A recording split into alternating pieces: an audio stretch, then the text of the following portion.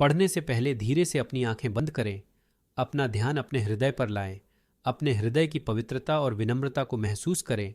अब पढ़ना प्रारंभ करें। सुबह मेघनाथ से लक्ष्मण का अंतिम युद्ध होने वाला था। वह मेघनाथ जो अब तक अविजित था, जिसकी भुजाओं के बल पर रावण युद्ध कर रहा था, अप्रतिम योद्धा जिसमें सभी दिव्यास्त्रों को उपयोग करने की शक्ति थी। सुबह जब लक्ष्मण भगवान राम से आशीर्वाद लेने गए, उस समय भगवान राम पूजा कर रहे थे। पूजा समाप्ति के पश्चात प्रभु श्री राम ने हनुमान जी से पूछा, अभी कितना समय है युद्ध होने में? हनुमान जी ने कहा, प्रभु अभी कुछ समय है, यह तो प्रातःकाल है। भगवान राम ने लक्ष्मण से कहा, यह पात्र लो और भिक्षा मांगकर लाओ। जो पहला व्यक्ति मिले उसी से कुछ अन्न मांग लेना। सभी बड्ढे आश्चर्य में पड्डेच गए।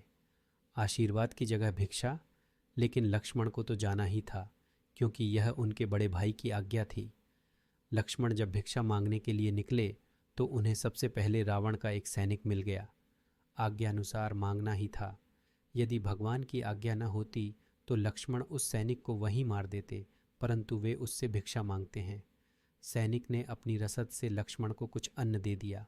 लक्ष्मण ने वह अन्न लाकर भगवान राम को अर्पित कर दिया। तत्पश्चात भगवान राम ने उन्हें आशीर्वाद दिया, विजयी भव। भिक्षा का मर्म किसी की भी समझ नहीं आया, पर कोई पूछ भी नहीं सकता था। बस यह प्रश्न सबके अंदर ही रह गया। फिर भीषण युद्ध हुआ। अंत में मेघनाथ ने त्रिलोक की अंतिम शक्तियों को लक्ष्मण पर चलाया। ब्रह्मास्त्र, पाशुपास्त्र, वैष्णवास्त्र, इन अस्त्रों की कोई काट न थी। लक्ष्मण ने सिर झुकाकर इन अस्त्रों को प्रणाम किया। सभी अस्त्र उनको आशीर्वाद देकर वापस चले गए। उसके बाद राम का ध्यान करके लक्ष्मण ने मेघनाथ पर बाण चलाया। वह हंसने लगा। देखते ही देखते मेघनाथ का सिर कटकर जमीन पर गिर गया और उसकी मृत्यु हो गई। उसी दिन संध्या काल में भगवान राम शिव की आराधना कर रहे थे।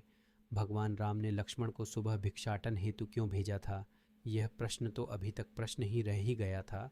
तो हनुमान जी ने कहा, प्रभु आप आज्ञा दें तो एक प्रश्न है। भगवान राम की अनुमति मिलने पर हनुमान जी ने पूछा, प्रभु वह भिक्षा का मर्म क्या है? भगवान मुस्कुराने लगे, बोले, मैं लक्ष्मण को जानता हूँ। वह अत्यंत क्रोधी स्वभाव का है, लेकिन युद्ध को क्रोध से नहीं, विवेक से जीता जाता है। जीवन के हर क्षेत्र में विजयी वही होता है जो उस समय विशेष पर अपने विवेक को नहीं खोता है। मैं जानता था कि मेघनाथ ब्रह्मांड की चिंता नहीं करेगा। वह युद्ध जीतने के लिए हर तरह के दिव्यास्त्रों का प्रयोग करेगा। इन अमोघ शक्तियों के सामने ताकत नहीं, सिर्फ और सिर्फ विनम्रता ही काम कर सकती थी। इसलिए मैंने लक्ष्मण को सुबह झुकना बताया। एक वीर शक्तिशाली व्यक्ति जब भिक्षा मांगेगा तो विनम्रता उसमें स्वयं प्रवाहित होगी। लक्ष्मण ने मेरे नाम से बाण छोड़ा था। यदि मेघनाथ उस बाण के सामने विनम्रता दिखाता तो मैं उसे भी क्षमा कर देता। केवल जब हम महानता की दीवार तोड़कर स्वयं को विनम्र एवं तुच्छ प्राणी के रूप में प्रस्तुत करते हैं और अपनी व्यवहार संबंधी जटिलताओं और अहंकार को वश में कर लेते हैं, तभी जीवन वास्तव में आनंददायक बनता है। अहंकार को बहलाकर हम समर्पण की कला में श्रेष्ठता हासिल कर सकते हैं। यदि आप में विनम्रता और सरलता के गुण हैं तो आप यह मान सकते हैं कि आपके पास वह सब कुछ है जो आपको चाहिए।